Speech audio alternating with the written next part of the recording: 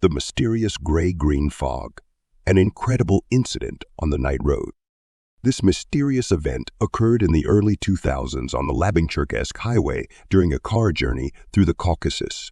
The distance between these cities is relatively short, about 180 kilometers, with an average speed of 70-80 kilometers per hour. The estimated travel time for this stretch is 2.5 hours. Later, after this incident, various people who had traveled this road multiple times were specifically asked about it. All of them confirmed that, indeed, they always covered this distance in the expected time frame. However, our experience was completely different. It so happened that we set out from Labinck when midnight was approaching. At first, everything went smoothly. The first half hour passed without problems. The mood was excellent. The weather was pleasant, creating a cozy atmosphere out. The car moved under the black, cloudless sky. Transparent, deep, so clear that you could see billions of stars, with the Milky Way standing out as a long strip among them. Occasionally, bright streaks of meteors burning in the distant heights crossed the celestial dome. A huge moon, tinged with blue, rose and began to familiarly inspect its nocturnal domains. Outside was dark, with occasional lights flashing. Although this seemed to be a densely populated area, the road passed by villages and settlements. However, most of their residents had long been fast asleep. My tired wife had settled in the back seat and was dozing off slowly. Meanwhile, I, feeling alert, confidently drove the car through the night to our next destination. The asphalt surface was smooth, not shaking or rattling. Soft music played quietly in the car. From a road sign, I learned that we had passed the village of Novoselskoye, covering 40 kilometers from Labinck. And then everything changed. Suddenly, the car plunged into a dense wall of thick, veil-like fog. Unusually, it had a greenish tint. The bright moonlight above us immediately extinguished, as if someone had turned off the night beauty by abruptly pulling the handle of the celestial switch. It became quite dark, and visibility dropped to 30-40 meters.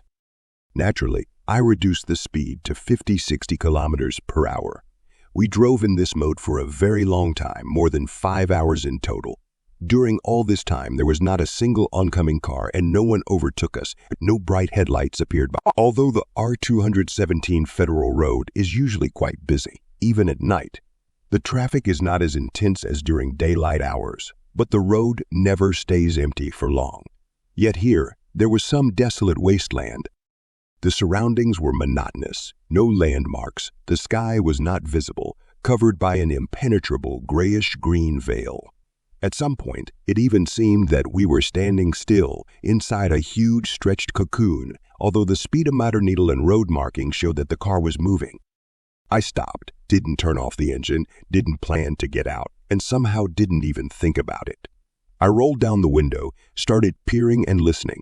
The car was surrounded by the mist of this strange fog, which at that moment seemed alive and tangible, and an unreal silence spread around, so palpable that it seemed like you could touch it with your hand, feel it with your heart. Carefully, I extended my hand out of the window, trying to touch something unknown. The air was cool and damp, and then behind me, my awakened wife said anxiously, "Don't even think about getting out." Startled, I withdrew my hand, put it on the steering wheel, pressed the clutch, engaged the first gear, and we continued driving, illuminating the remarkably eerie and haunting arch with the headlights. Another hour and a half passed with monotonous driving, thinking that we were almost reaching Cherkessk. But it still didn't appear. The strange fog disappeared just as suddenly as it appeared. Again, above us stretched the boundless dark blue sky. In its depths, the last brightest stars were visible. On the eastern horizon, the line of the horizon began to lighten, saturating with orange-red shades. Dawn began. Visibility was good again. We stopped, a little before some intersection, to stretch and understand what was happening and where we were. The road sign kindly informed us that the village of Uspenskoye was located a couple of kilometers to the left of us. At that time, there were no navigators yet.